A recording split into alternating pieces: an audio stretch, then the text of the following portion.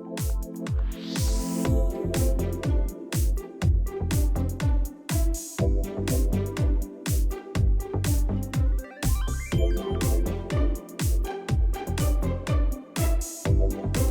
everyone, this is Jamerica with Jamerica Life, and today we're going to harvest some greens and some onions and some scotch bonnet and celery. We're going to harvest a whole bunch of things because I am going to make my version of a Jamaican stir-fry rice with fish. So it's called seasoned rice, but you make it with salted codfish. If you don't have salted codfish, just go ahead and get regular codfish. That's what I use, is salted. But we're gonna harvest some greens first, or some seasoning, natural seasoning first, and then we're going to get it together. And I love seasoned rice, but this is my version, okay? Let's start off with some celery. These are doing well, but this one is doing better. So we'll get a couple of stems from this one right here, and then we'll move on to the I think these are scotch bonnet. We'll move on to the scotch bonnet. So this is celery that I started, I think, November, all three of them. And I'm just gonna take a couple of stems. I know that this celery doesn't look, be careful, girl, I'm gonna cut off the whole thing.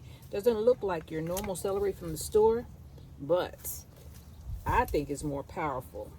I think that's all I need is 2 stems. I think that's it. Let's go on to the scotch bonnet. Now there are some people who are gonna say, Jamerica, you should not be harvesting this thing until it turns colors. Doesn't matter to me.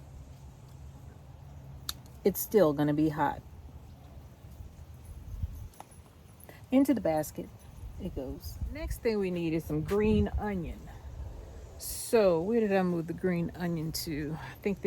I know there's some in, let me look out here first. I know there's some, oh, here's some onion. Found it. These ones they're falling over anyway, so I need to go ahead and get them.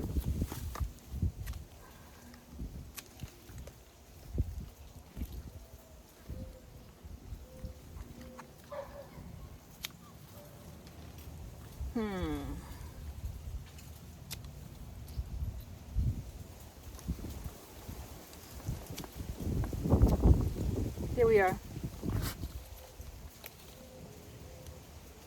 Moving on. I need some, oh, I need some of the greens. So we need to go out there and get some of this Swiss chard. I harvested the other day quite healthily. I took a lot. That's what I mean. Took a healthy portion. Oh, we need some thyme. Thyme is just staring me in the face, and here I am. We need a little bit of thyme. And I've had this thyme for years. Wasn't happy where it was, so I moved it. So there's our thyme. Moving on, let's get some greens. Well, there's a green right here. In between the zinnia and the thyme. We'll move the thyme because the thyme is in a bucket. That's easy to get out the way. I'm gonna take, oh, there's a tomato plant in here. There's a little bit of everything in this little corner. Take that one. And making sure y'all can see, take that one. Now you know that you take it a little bit at a time because I have a lot of plants. I just take a little bit from each one. So let's move on to another plant. Here's some more, and I just take a little bit from everybody. Lottie-dottie, everybody. And these are mixed greens. Some of them are Swiss chard, some of them are mustard greens. I just take what I can, or take what I want. And I'm bringing a bug in the house. Well, I don't know what you are, but you need to go. Look at this. I've never seen this bug before. Look at that. What is that? Get off. Okay. Let me get some from back here.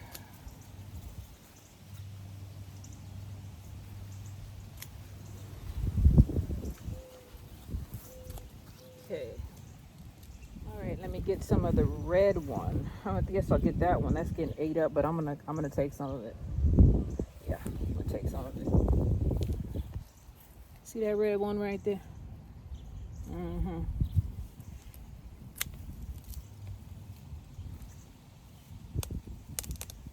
Now I see what's on it. Snails. They're coming back.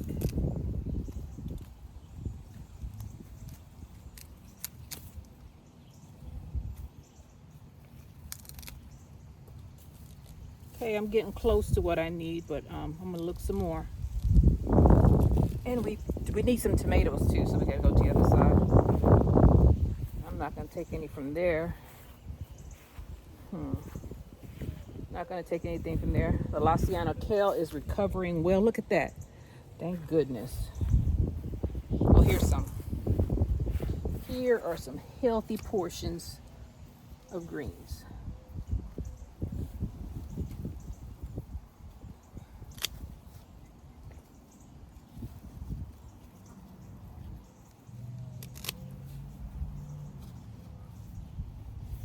Okay, I'm gonna move these out of the way while I'm down here.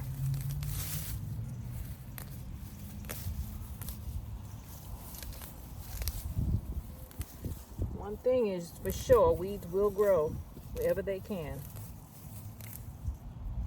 You just have to keep on moving them out the way. Just keep on moving them out the way. Not gonna take any of this. This is basil. I'll just leave that alone. Moving on to the tomatoes. These are not done. I'm gonna turn the camera around, okay? These tomatoes are not ready. There is a million of them on there.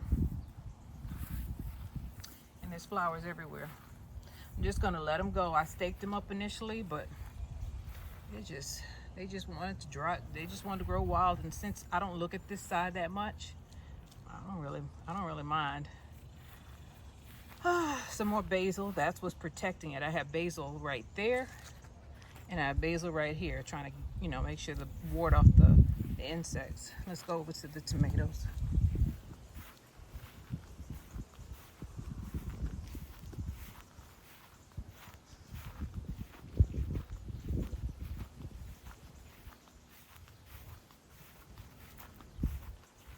I thought I saw some. Yep, I thought I saw some this morning when I was watering, and I did. And I always get them when they blush, because if you don't, I'm sure something pecked it. If you don't, this is what happens. See that? I'm not gonna let them have that. I'm gonna give that to the chickens. That's going in I'm not gonna put it in my basket. But we're gonna take all the ones that are blushing off. All of them.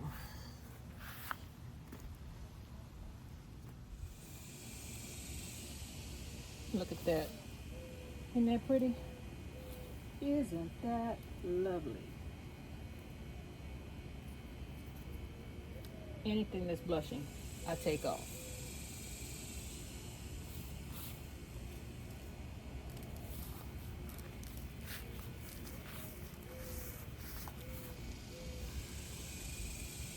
See that? Look at that. Make sure I don't miss any. Oh, there's some cherry tomatoes. There's some spoon tomatoes in here. I didn't mean to plant these out here, but they're here. Let me show you what spoon tomatoes look like, because they're cute, but they are tedious to pick. They're kind of like picking blueberries, except they're tomatoes. These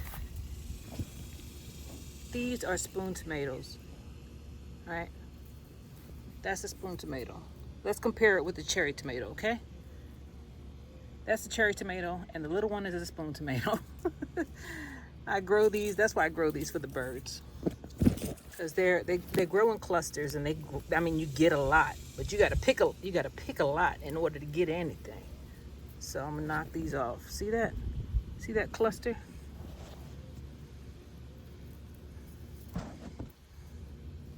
And I see some more tomatoes that are ready. See that? Isn't that cute? They are cute. We have some more tomatoes on the other side. Right here, blushing. Take that. And we're gonna take that. Oh no, something got to this one. This goes to the chickens. I don't leave it. I'm not gonna let them win. Let's look around, see if there's any more tomatoes hiding out. that are ready. Oh, see this? See it? It's on the ground. Get that and get that. Take that and that and that. And some of them are ate up. See that? Bugs have gotten to some of them, but I'm not going to leave them here. I'm not going to let them get it. Nope. Not going to do it. Not going to do it. Not when I have chickens. All right. I think we're done out here. Put this all in the basket. I'll sort them out in the house. I have some stems that are dying. Kind of concerned. I think I forgot to water a couple of days, and this is what happened. So I'm gonna get those off. Let me get my scissors. Let's go ahead and get these dead ones off, and then we'll go back in the house. Just gonna get these dead stems off real quick. I just want tomatoes. I don't care about these. I don't care about the leaves. Leaves are not what we eat.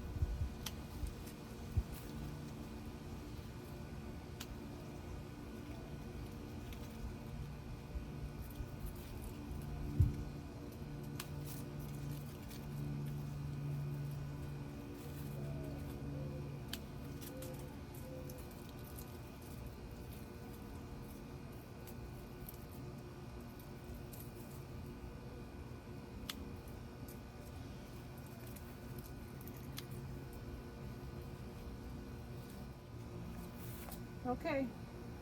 It's not perfect, but it's better than it was. All right. I think we have everything. Yeah, I think we have everything. As you can see, my garden is not perfect. I have snails that I'm trying to control. Have other bugs. Some of them I don't even know what they are, but every day I come out here and I do a little bit and I just keep trying. There's no way that I'm going to be able to keep up with all of this. Well, I'm doing it, but I do it as when I feel like it. I don't come out here and try to make it perfect. Nothing is perfect. Nothing or no one is perfect, and that is just fine. That's the way it's supposed to be. You know, everybody is not does not have the manpower or the strength to do it all. And don't try, because it'll make you dislike gardening. Make you dislike it. So you make your garden look like you want it to look. Not how somebody else expects it to look. Oh, you gotta weed, you gotta do this, you gotta do that. Yeah, you do. But you do it because you have time and because that's what you want to do. The plants, I hate to tell people this, but they're going to produce anyway. If you put enough plants in there, there's not going to be much room for weeds. That's the first thing. And second of all, you're doing it for your satisfaction and for your enjoyment. Now, I know I'm on YouTube, right? And sometimes my garden looks beautiful. And other times I look at it and I'm like, oh my God, I'm just struggling to keep it alive. So, especially when these jokers come out. They ruin everything. So I'm gonna sort this out and get the chickens what the chickens do. These going first to the chickens. And they're getting hot, look at them. It's about 90 degrees out here. So I'm gonna give the chickens what they're due. Try to keep them cool. I'm glad these trees, I did a short about this today, the Texas lilac, but the Texas lilac provides shade. That's what they're under right now. The Texas lilac is just draping over them. Not only does it provide shade, but it also provides protection. because we have those birds flying around. So I'm gonna separate this stuff out. Back to what I was supposed to be doing, huh? I'm gonna separate this stuff out, feed this to the chickens, and give the chickens the tomatoes that I don't want or are damaged, and then we'll get to making our rice. All right.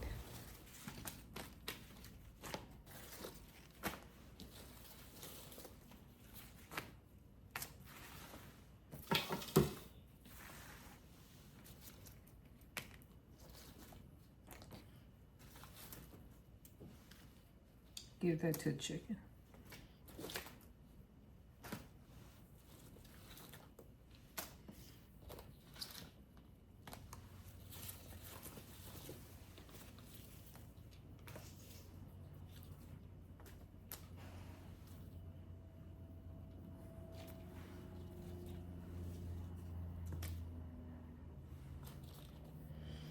Tomato, tomato, yay! That one goes to the chickens. That's mine. Let's see. Mine, mine, mine, mine, mine.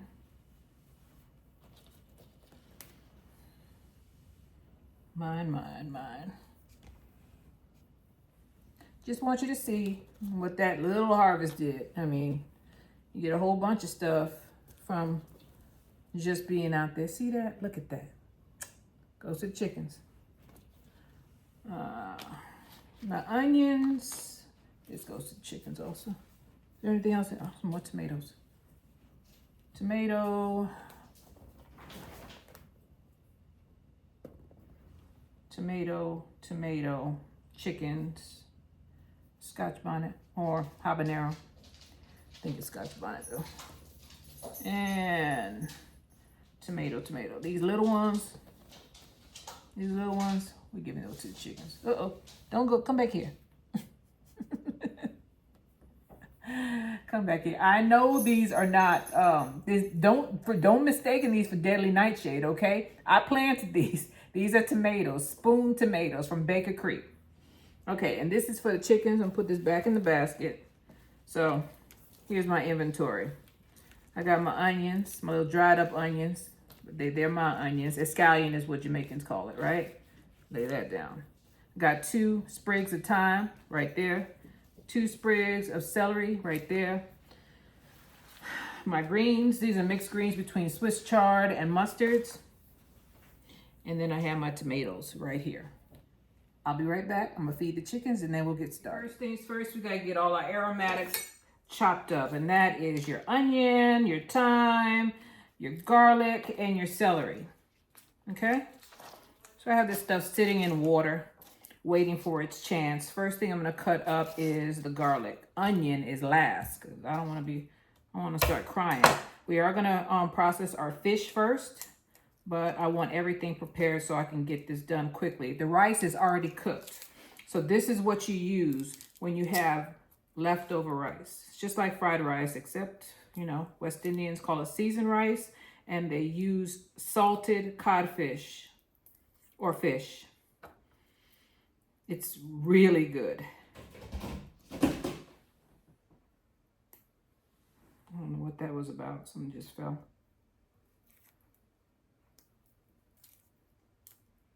So I'm getting my garlic ready. I hear a dog, but I don't see a dog. He's right there. There must be another one behind me. So I'm gonna put this one up. Wash your hands. Make sure your hands are clean, okay? Now I had someone address, let me address something. I am not cooking in a restaurant. And if I were, a lot of people who work in restaurants do not wear gloves. Do not wear gloves. And I'm cooking at home for myself.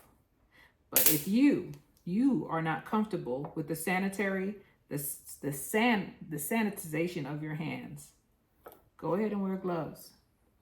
Be careful with the gloves though, because sometimes you can cut the rubber off and it can get in the food. I am a home cook. I have been classically trained. I'm not a chef, but I can do what I do. And this is for us in this house. So now that I've addressed that, for the people in the back, I cook the way I would cook if I wasn't on camera. And if you're not comfortable cooking with your hands bare, go ahead and put on some gloves.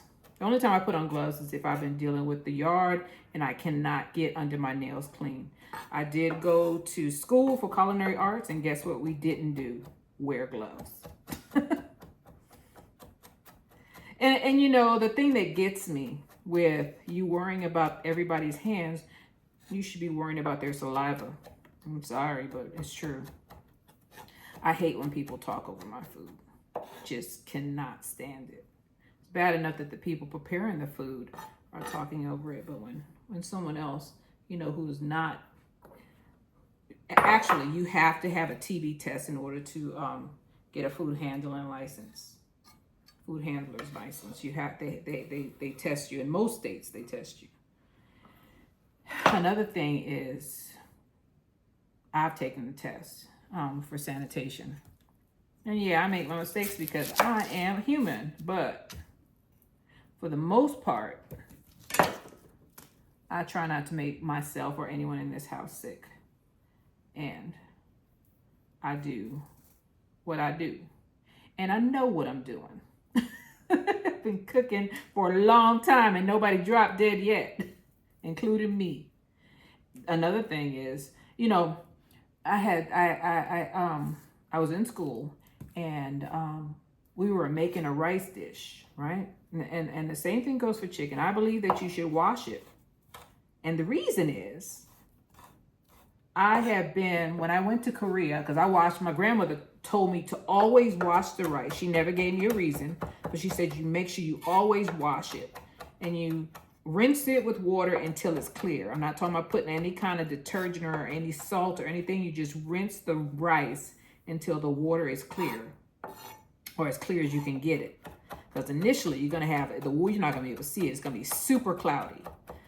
And I found out later on when I went to Korea, we were driving into, we landed in Osan.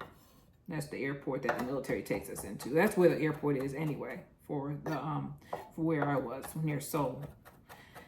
And we were driving through Osan, and they were drying their rice on the bypass, on the shoulder. Rice was all over. That's how they dried it out in Korea. So I was like, oh my God, Grandma was right. Then later on in life, I found out that there is arsenic in rice. And another reason, there's arsenic in rice, and some people say, well, the hull is gone, so that got rid of a lot of it for most people. Well, the reason why we take the hulls off, the reason why millions of people eat white rice, not brown rice, rice without the hull in it, because the hull contains lectins. You can look up lectins if you want. So the rice has arsenic in it. That's why you wash it. And the reason why people don't eat rice. And when you eat brown rice, there's bacteria on the rice that could make you sick. So that's why a lot of stores, they sell white rice. And that's why a lot of people eat white rice more than they eat brown rice. Although brown rice is supposed to be better for you. It has lectins in it though. And there's arsenic in it. So that's why you wash rice. Well, when I was in school, one of the instructors told me to make some rice because he knows, you know, I know how to make rice. I've been making rice since I was like 10 years old. Here, it's a fly around here. And so I've been making rice since I was like 10 years old. And I do it the way my family taught me. And I was getting ready to go to the sink and watch. He said, wait a minute, what are you doing? I said, I'm gonna wash it. And he knew what I was gonna do. I'm sure he was. This guy was Cajun. Pretty sure he washes his rice at home. He said, no, don't do it. Just put it in there. Just go ahead and cook it. So when you're eating out, they're probably not washing the rice. And they're probably not cleaning their chicken. So another thing that, you know, and there's no chicken in this dish. With fish and with white rice, fish is already, you know, wet, and you should wash it off anyway when you get it from the store. Just wash it off. It's just a standard practice. But for chicken, I had a person ask me, why do you wash rice? So I guess it's because your family was from Jamaica and there's not enough sanitation in that country. What? Have you been to a chicken factory? Have you been near a chicken processing plant? You could smell that bad boy for miles. Always, always, all of your meat. Wash it off if you can. If chopped meat, you can't do anything. And ground meat, you can't do anything about it. But you make sure with chicken, you wash that bad boy. Why do you think? So I'm gonna tell you the internal temperature for all meats. Chicken is 165. You have to cook it to an internal temperature of 165. Some people get good at it like me. I know when I look at it and when I smell it that it's done. But you know what? The worst thing, I remember one guy, we were at a restaurant and he ordered some fried chicken. I'm gonna call him G. And G didn't want to make any trouble. And he wasn't gonna send it back. He was gonna try to eat it. I was like, no, no, no. Everything, anything else you would have gotten, I probably wouldn't have said anything, but that chicken will kill you.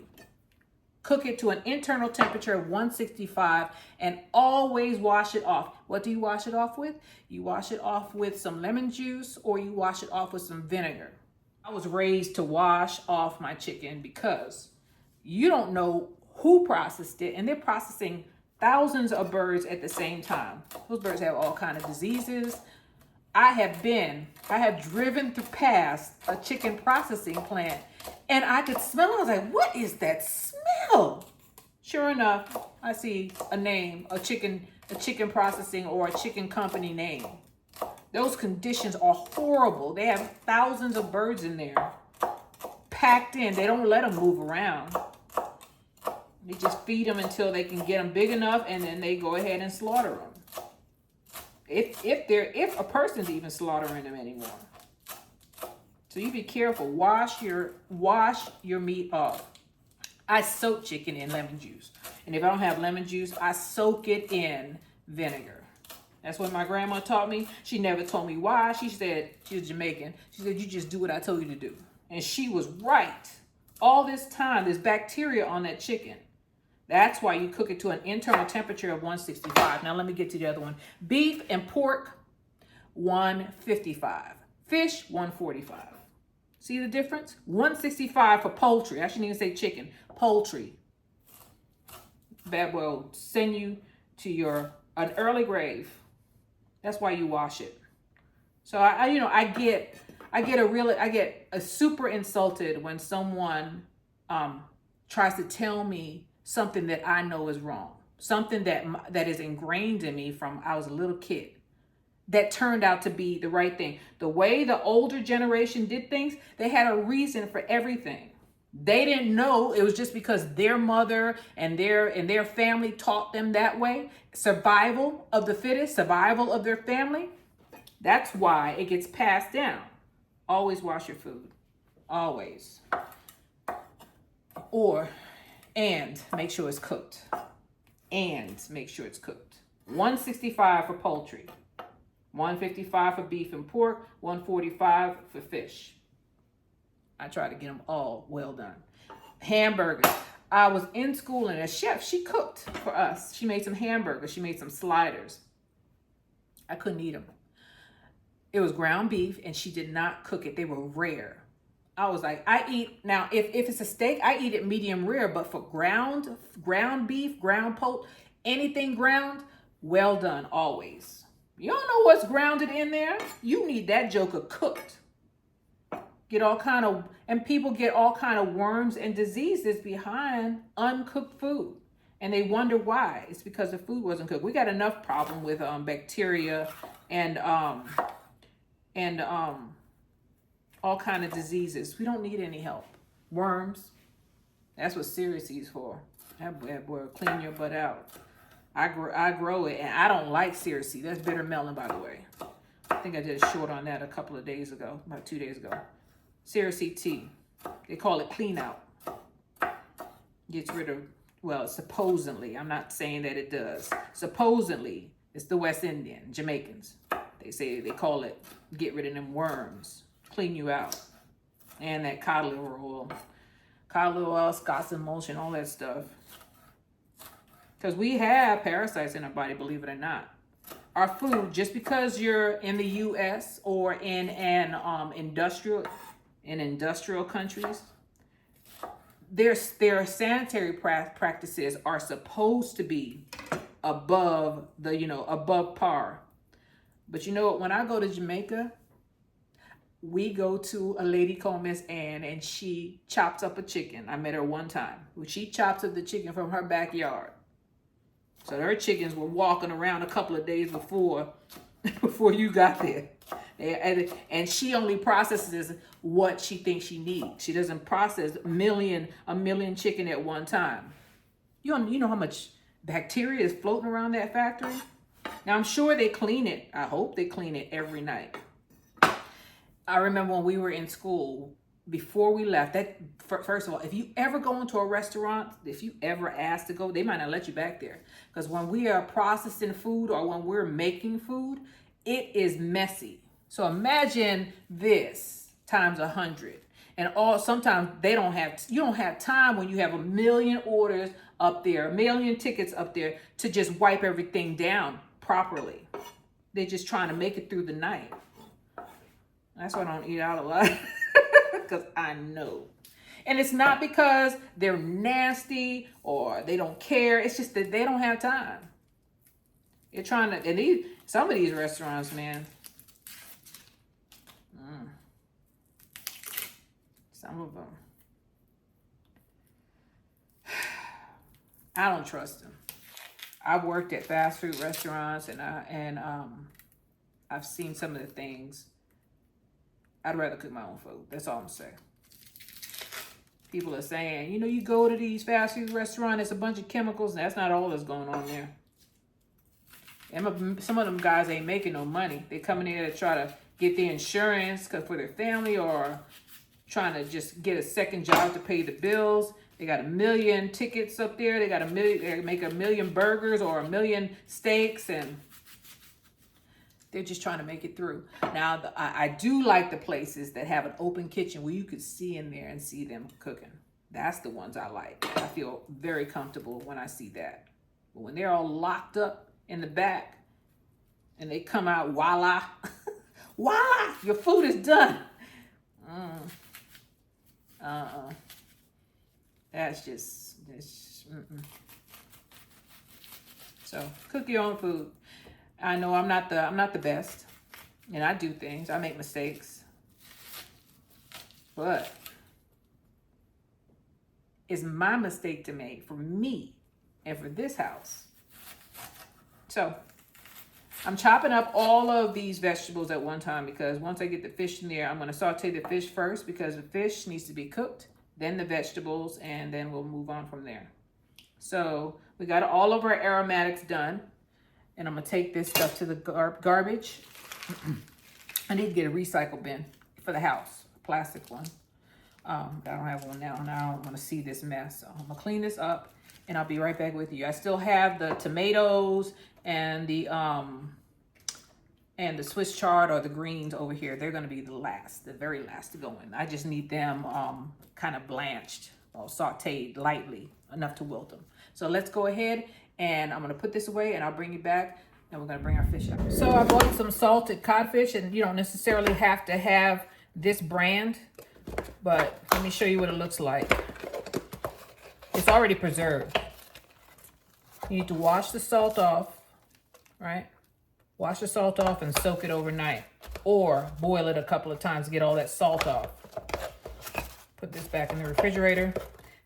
When I was a kid, they didn't refrigerate this stuff. They just sat it out in a bucket in front of the store. So here's the one that I soaked yesterday. It's uncooked. This is raw. All right.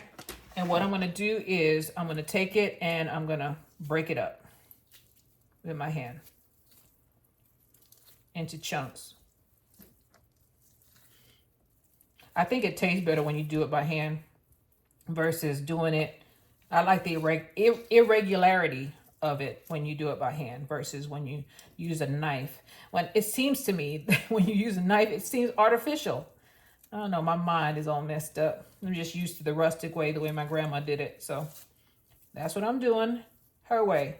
And if I can't get it apart, I'm gonna and once you cook it, it's gonna come apart easier anyway. I don't think I'm gonna use all that because I don't have a lot of rice.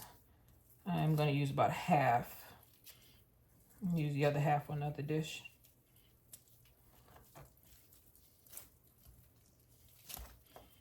Yeah. I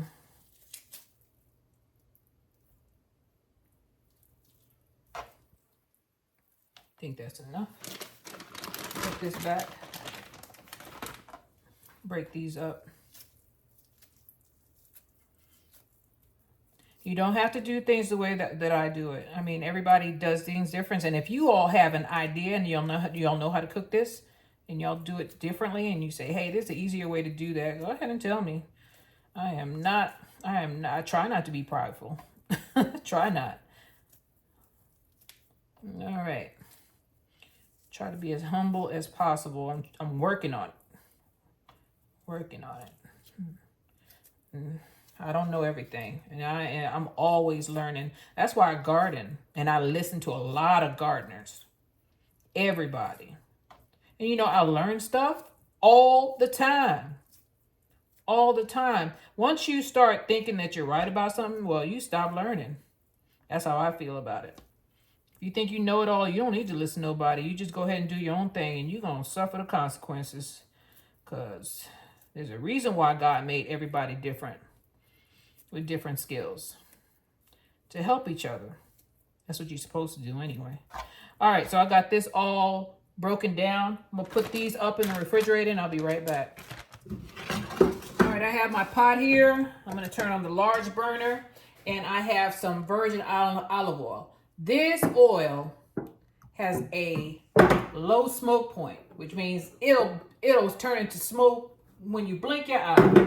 All right, all I'm gonna try to do is I don't want my fish to stick to the bottom of this pan, right? So I'm just trying to get this pan hot. We're gonna put our fish in and we're gonna process this.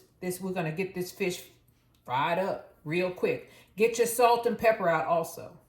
All right, I put my hand over this, see if I could feel any heat on this stuff because I don't want this to start smoking. And maybe I'll drop one piece. And if it fries, guess what? Everything's ready. Lottie-dottie, everybody in.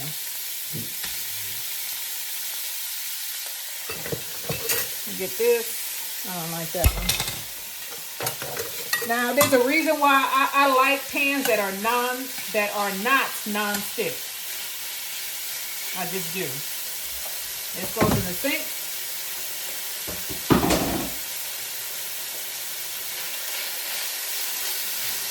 Fish does not take long to cook. We're gonna put a little bit of pepper in there.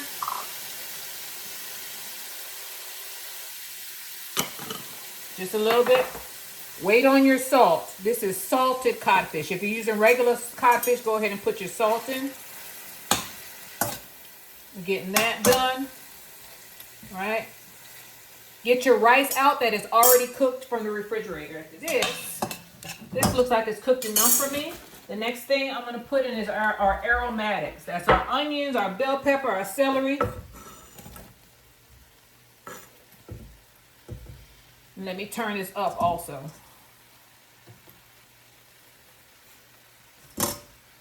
Our hot pepper, habanero or Scotch bonnet. This is celery. And our thyme. Green onion, I'm going to leave there for a minute.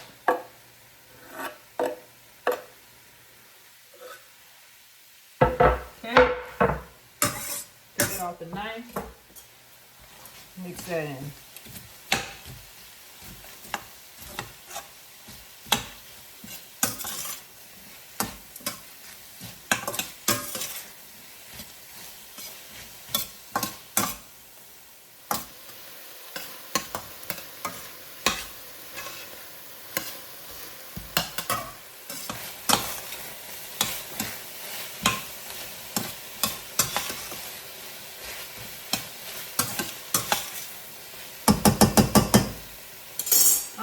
Now we need to chop up our tomatoes.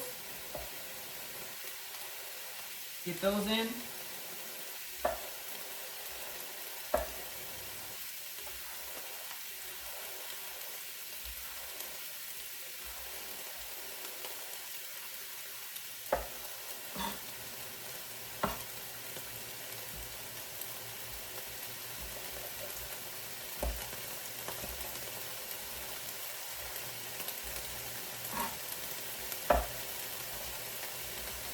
Turn this down a little bit.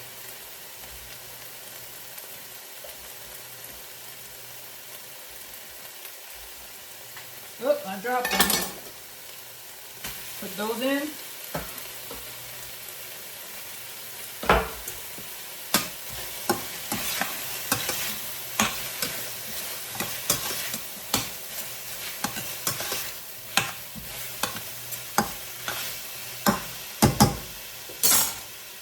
Let me pick this up and I gotta wash my hands again, okay?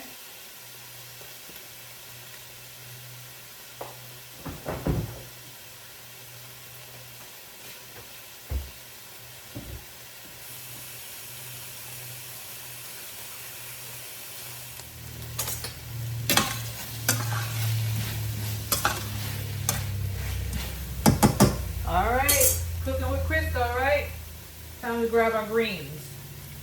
Our greens have been sitting, oh, I got another tomato here. Let me go ahead and throw that in. The greens have been sitting in salt water.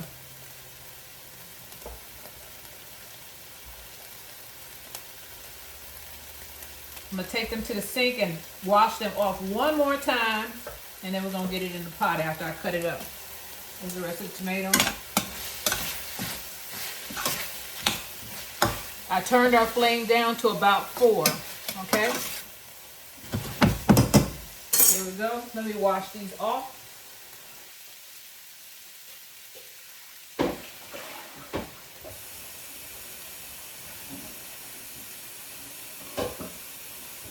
Okay, here's our greens. Take our leaves.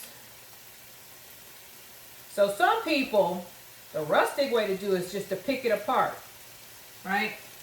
So they just take it and they do like this. Now I'm gonna use my stems. I'm using my stems. I just don't like the organization of cutting. Something about it. It makes me feel like it ain't real. I like it when it's picked apart. This is how a lot of the restaurants do their salads. They break them down. They don't cut it, because when you cut it, the lettuce usually turns bad. This is not lettuce, but same principle. Taking a look at my leaves, because you know we just picked these, and you know there are little bugs out there. Just wanted to make sure that there's no bodies left, because I soaked this in salt water for about an hour. I'm just picking it apart into bite-sized pieces. Nobody wants a big old piece of greens in their mouth. So you try to break them apart, right? Break them apart as much as you can. Now, if you see me put my hand back in the pot, it's because I've been cooking since I was 10, right? My hands are a little, they're not hard, but they ain't soft either. Break your little stems up, put it in there. On, I don't want this piece right here because it looks like you got 8 up, so I don't want that. I'm gonna push that to the side. I'm just gonna rip this thing apart.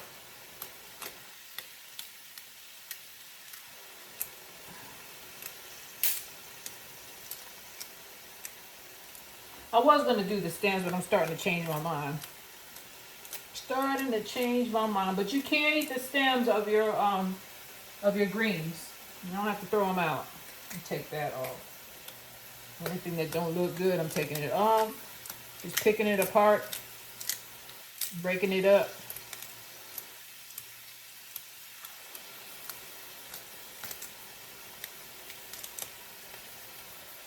A little bit more.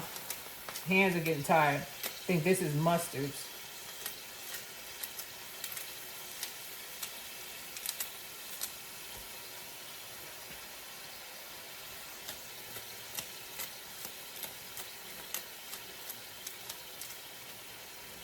Okay, I'm gonna stir that up.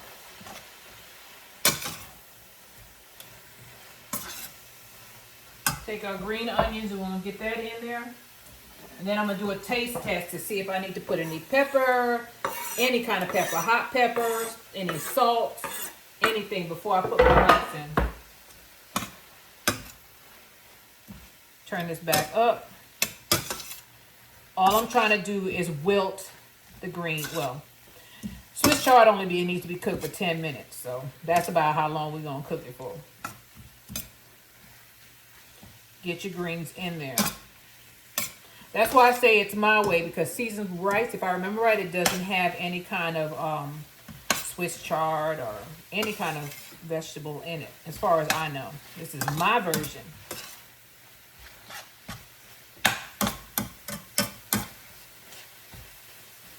So let me take a little tasty. Let me get a spoon. I think I'm gonna have to put more Scotch bonnet or habanero in it.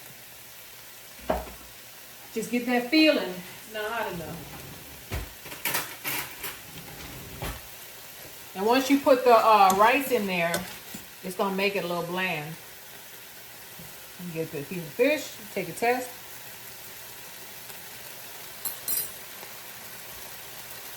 It's not hot enough.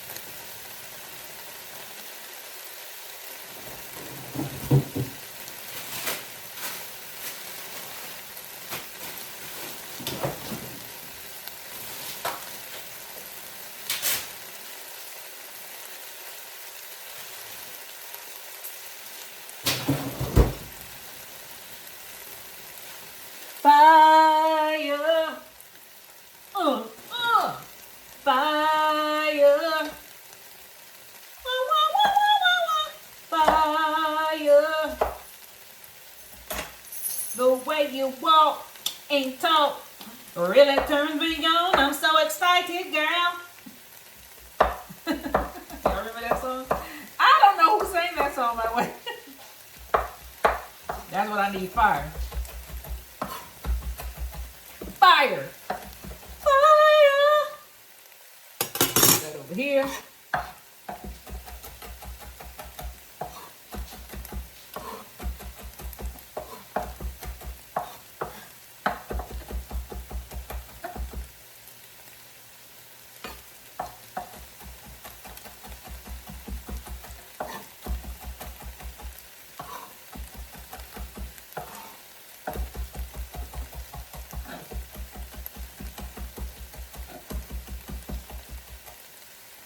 All right, I'm gonna put like half of it in there, right? Because I'm scared. All right, these things are hot. If you're scared, say you're scared. I'm scared. I want to be able to eat my food.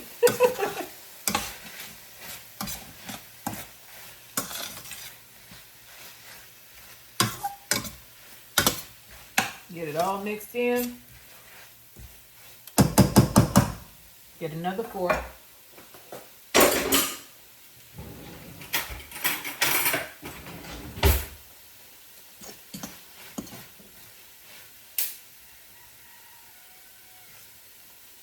That little bantam is making noise.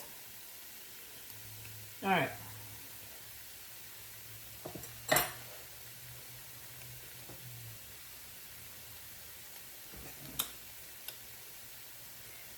Now, put it all in, Jamaica, all of it.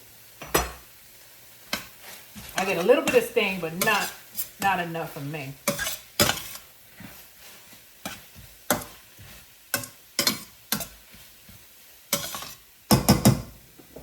Turn this back up.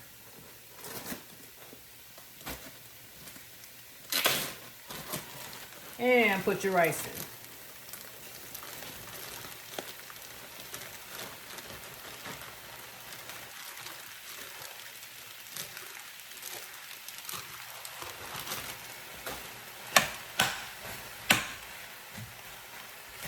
Now I use parboiled rice.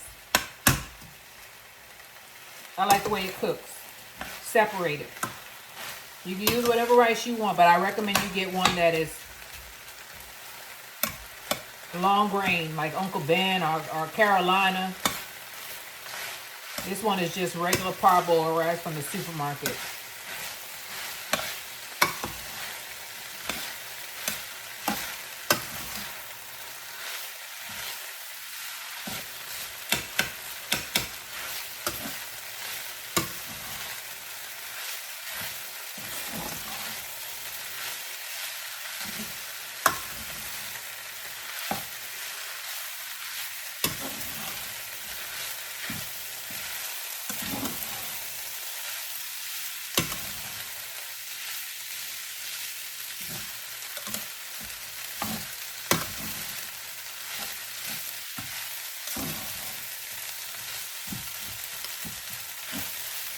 Turn it down. Isn't that pretty, rice? Isn't that pretty? Let's see if it tastes good though. Pretty ain't enough for me. You gotta have some substance. Grab a spoon this time. Make sure it's not sticking. All right, here we go.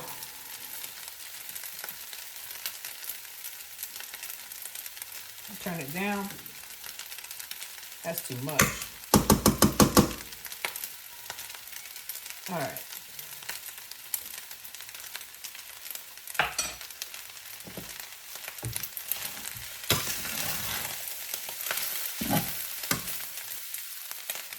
That is good.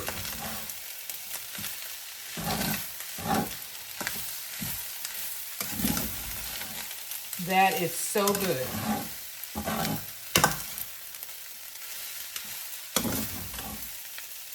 If you want to, you could put a little bit of salt in there. If there's not enough salt in there for you, or put some liquid aminos in there, or soy sauce, depending on what you want to do.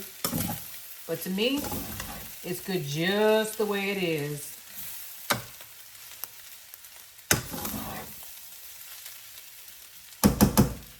Turn it off, we're done. Time to taste the fruits of my labor.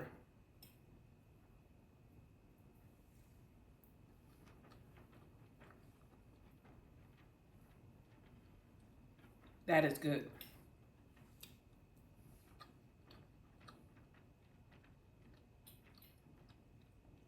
I think this is better than fried rice.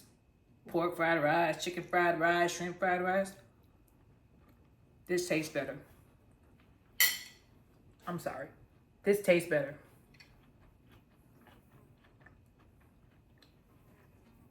Can you tell?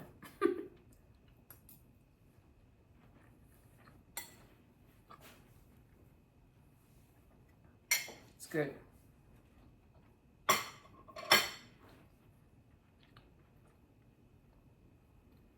If you're trying to get your kids to eat vegetables and greens, do it this way. You can barely taste it. I taste a little bit of the mustards. Had I just used Swiss Chard, I wouldn't taste it at all. And I don't mind tasting mustard. This is really good. This is Jamaica. This is my homemade recipe. Jamaicans call it seasoned rice, but they don't think they put the stuff that I put in it. So I'm gonna call it Jamaican seasoned rice.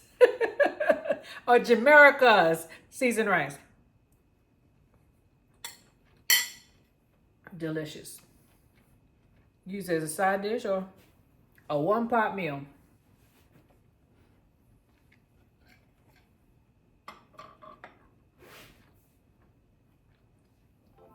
This is Jamaica with Jamaica Life. Please like and subscribe. And this is my version of seasoned rice. Bye, y'all.